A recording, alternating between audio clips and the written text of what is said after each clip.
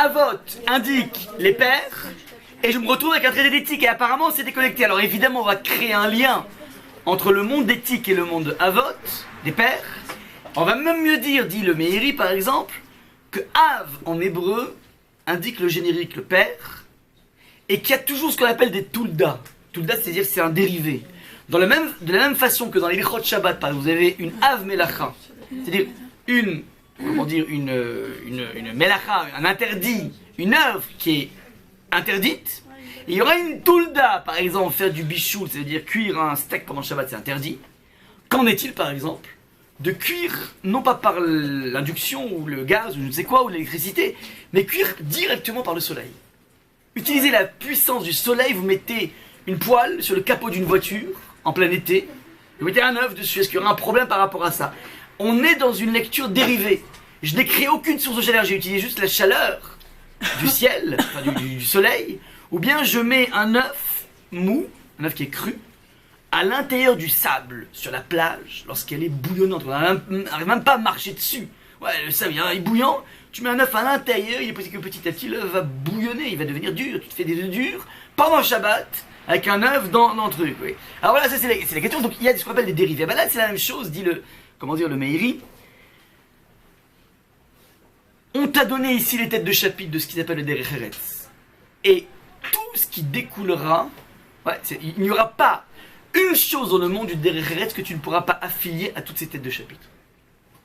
C'est-à-dire qu'en fait, on est venu de façon exhaustive embrasser tout ce qui peut être du monde du Derech Eretz. Même si c'est un petit traité, il n'y a pas beaucoup d'enseignements, enfin il y en a beaucoup, mais c'est pas énorme. Mais là-dedans, dans un petit feuillet comme ça, de quelques pages, tu as déjà englobé tout ce qui peut être dit sur le monde de l'éthique. Ça vous nous montre d'ores et déjà, au niveau de la grille de lecture, qu'on a dans nos mains un texte d'une grande densité. Vous allez avoir un exemple comment on va essayer de décortiquer ce texte. C'est clair jusque-là ou pas? Première justification du terme Avot, on s'attendait à un Derech Eretz, on se retrouve avec Avot, tout simplement pour te dire que Avot, c'est les têtes de chapitre du Derech Eretz. Avot Derech Eretz, on pourrait dire comme ça. Deuxième, justification, le Rambam Maïmonide va expliquer pourquoi on appelle ça Avot. Alors, ça a été un petit peu évoqué ici, c'est pas loin. C'est-à-dire que, fondamentalement, tu ne peux être un père, c'est-à-dire engendrer quelque chose dans la vie, qu'à partir du moment où tu respectes le monde de l'éthique. N'est père dans la Torah, pas un père biologique qui a des enfants, n'est père, il n'a le statut de père que celui qui sera capable d'être quelqu'un digne de toutes ces maximes qu'on va voir ici. Donc c'est encore une fois l'idée à partir de laquelle l'éthique fait jaillir le père. Et tant qu'on n'a pas l'éthique, il n'y a pas de père. Donc Avot, c'est pas le nom de ce que le traité comprend. Avot est le nom lié au résultat de l'éthique. C'est quoi le produit fini de quelqu'un qui travaille dans l'éthique, qui travaille dans la morale et dans le Derech Eretz?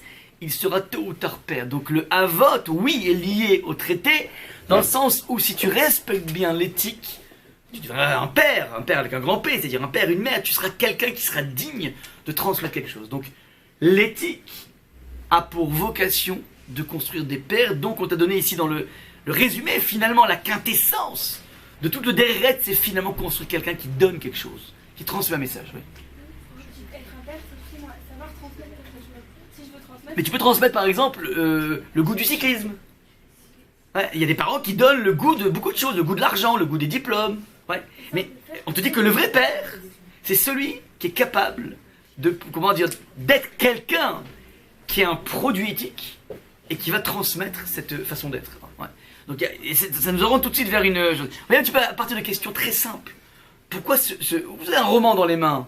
Ouais, en général, le titre, il va évoquer l'intrigue essentielle du roman. Ouais, c'est chercher un titre. Donc là, pareil, c'est un titre, il faut comprendre pourquoi nos maîtres, qui étaient des Lumières, ont trouvé ce titre parce qu'il va te renseigner. Même dans le titre, tu as un enseignement à attraper. Je continue donc dans une troisième raison. Donc on a vu la première raison, le Meiri, que Av, il a des dérivés. Deuxième raison, que né père, dit le Rambam, que celui qui a une maîtrise totale de l'éthique. Et c'est important de bien comprendre ça. Vous savez, on a récemment beaucoup parlé des Gdolim, des géants de la Torah. Et très souvent, lorsqu'on parle de eux, on a tendance à beaucoup focaliser sur leur vélocité intellectuelle et l'étendue de leur savoir, qui est vrai, c'est exceptionnel ce qu'ils avaient. Mais on oublie fondamentalement que les vrais maillons de notre histoire sont toujours des personnes qui étaient à un degré d'éthique absolument exceptionnel. Ouais, des gens que j'ai pu voir un tout petit peu, et dont j'ai beaucoup entendu parler, c'est par exemple, il y avait un très grand mec qui s'appelait Rav Shach, qui était le maître de la plus grande académie talmudique du monde, de Ponevezh. Il a vécu 104 ans. Et lui, donc tout le monde parlait de sa vélocité, de sa profondeur d'étude et de la luminosité de ses conseils. Il donnait des conseils à des grands financiers, à des grands professeurs à tous les niveaux. C'est un génie de la Torah. Moi, j'ai assisté il y a quelques années à son espède, donc lorsqu'il est parti, j'habitais à Bnei Brak à cette époque. Donc j'ai eu la chance de pouvoir assister à tout ce qui a été dit sur lui. J'ai capté quelques informations assez troublantes, qui m'ont beaucoup frappé sur le personnage. Donc on savait que c'était un génie de la Torah, et ce dont on ne sait pas, c'est que c'était une personne qui était obsédée par le chesed, par le don de lui. Malgré ses occupations, malgré toute la responsabilité qu'il avait sous ses épaules, c'est un bonhomme qui était capable en permanence de donner à autrui. Je donne un exemple. Il y avait donc, c'est une histoire que j'ai entendue d'un de mes rochers Shiva, qui dit qu'au moment où il était, j'avais donc un rosh Shiva qui s'amusait pendant les vacances de Ben Azmanim en août. Il allait de ville en ville en Israël et il essayait d'aller convaincre les gens dans leur maison de mettre leurs enfants dans des écoles juives, des écoles dans lesquelles il y avait un enseignement de Torah. Ouais, vous savez qu'il y a de plus en plus, d'écoles qui se créent avec zéro contenu juif en Israël. Ouais, zéro contenu juif. Alors lui, donc il y avait des réseaux scolaires qui ont été mis en place, de façon à enseigner un minimum, un peu ce qu'on apprend ici à Yavne, à Maïmo, je ne sais pas où, un minimum qu'un juif qui est en d'Israël puisse avoir un minimum de culture.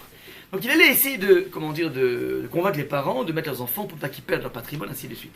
Un jour, il est arrivé dans une sorte de doute, qui était le suivant.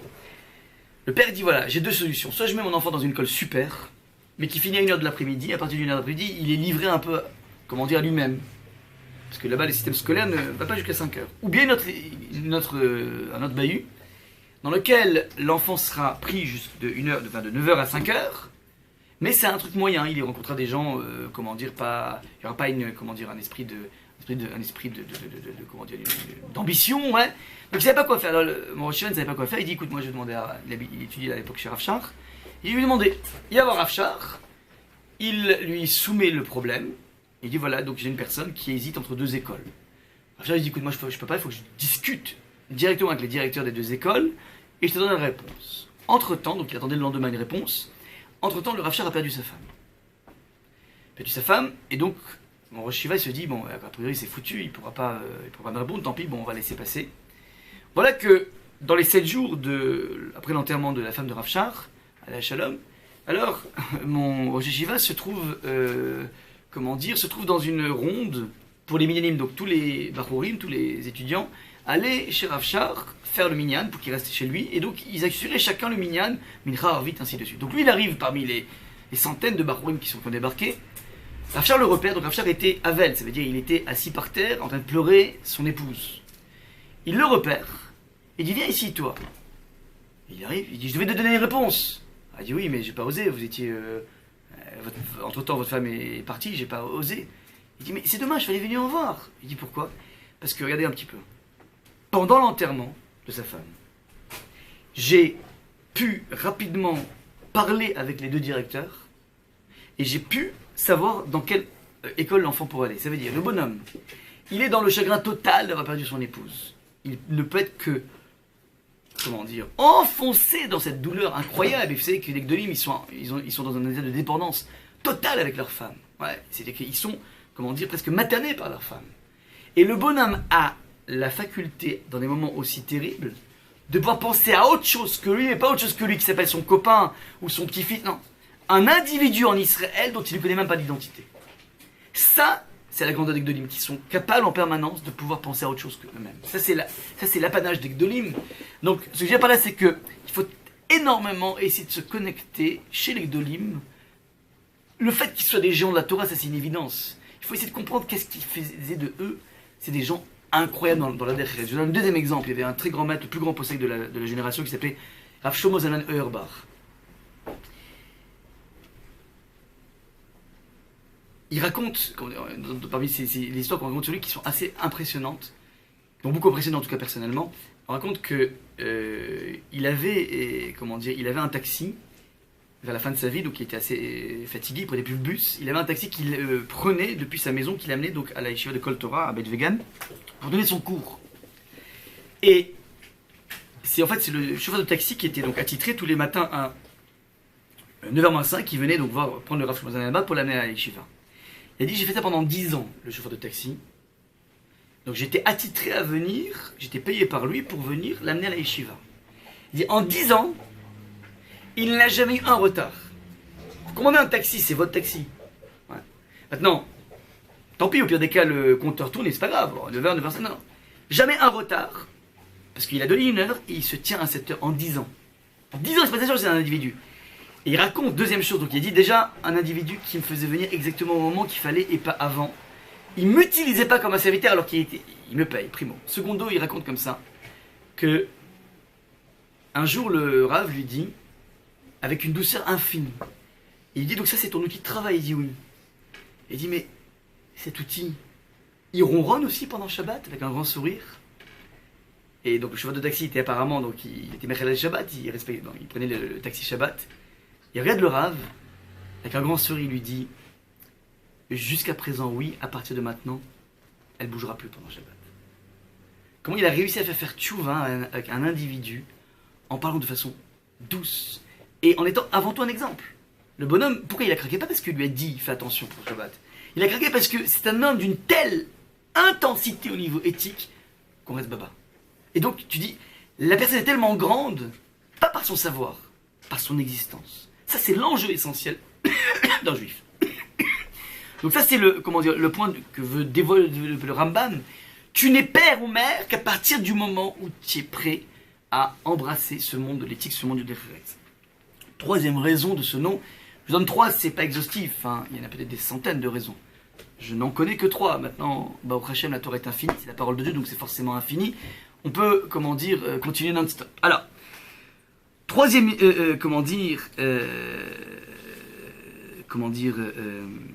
raison, vous allez voir dans la Mishnah que je vous ai distribuée ici, cette Mishnah commence pas tout de suite par une maxime. Toutes les Mishnayot donc, que vous allez voir ici sont des maximes, mais elles commencent par une généalogie. Regardez le texte. Moshe Kibel Torah mi Sinaï. Moshe a reçu la Torah du Sinaï. Il l'a transmise à Yoshua. Yoshua l'a transmise aux anciens, les anciens aux prophètes. Les prophètes l'ont transmis aux gens de la grande assemblée. Donc on a une sorte de généalogie, une passadise du savoir. Il passe à Moshe, il passe à Yoshua, Ézéchiel, ainsi de suite. On a une généalogie. Ça, c'est la spécificité de cette Mishnah, qui commence par une généalogie de la transmission de la Torah depuis Moshe jusqu'au maître de la Mishnah. Ouais, jusqu'à ce moment-là, aux gens de la grande assemblée qui eux-mêmes vont transmettre. Donc on a une sorte de maillon de la transmission de la Torah depuis Moshe Rabbeinu. Alors dit un commentaire, la chose suivante, que on a un lien direct entre le monde de la Torah et le monde de l'éthique. Ne peut s'inscrire dans la transmission de la Torah que celui qui est dans l'éthique. C'est une autre lecture de Avot, je répète. Avot, jusqu'à présent, les dit d'après le Rambam, c'est Néper que celui qui a une éthique.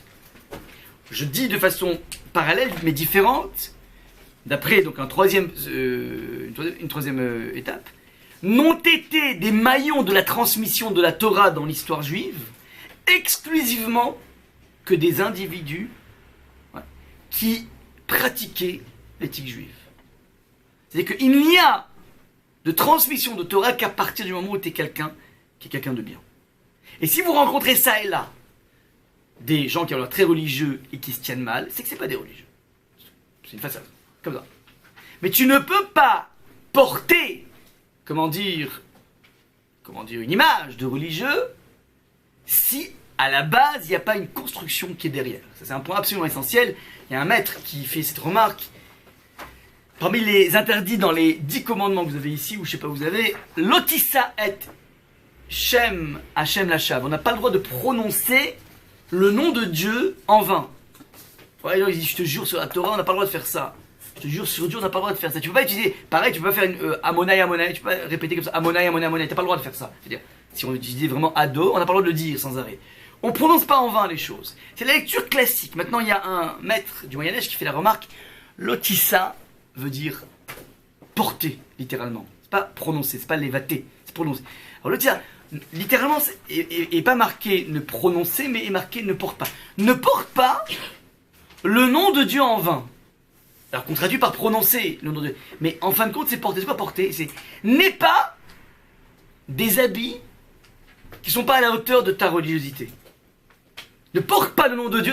On a l'air extérieurement que tu as l'air d'un grand religieux, d'une grande religieuse, mais fondamentalement, t'es pas à la hauteur de l'image que tu distilles. C'est un interdit, d'après ce maître, de façon très jolie, c'est un interdit parmi les 10 interdits, les 10 interdits capitaux, enfin de la série d'Adibrot. C'est intéressant, c'est-à-dire, il y a un impératif de la construction d'un individu qui passe bien avant, beaucoup de choses. Ouais. Là, je précise de façon essentielle parce que beaucoup de gens se méprennent pas là-dedans, et beaucoup de gens même dans le monde Froum se méprennent là-dedans. Rabbi Kofsan disait sans arrêt qu'il a pris de son maître Avraham Amsky, qui était le gadolador de son époque. Il disait qu'il faut que tu enseignes à tes élèves, il faut d'abord être un homme, une femme, avec un grand H et un grand F. Et Ben Torah, et la couche qui s'appelle Ben Torah, un individu qui se voue à la Torah, c'est une couche au-dessus. C'est une couche au-dessus, c'est du surplus.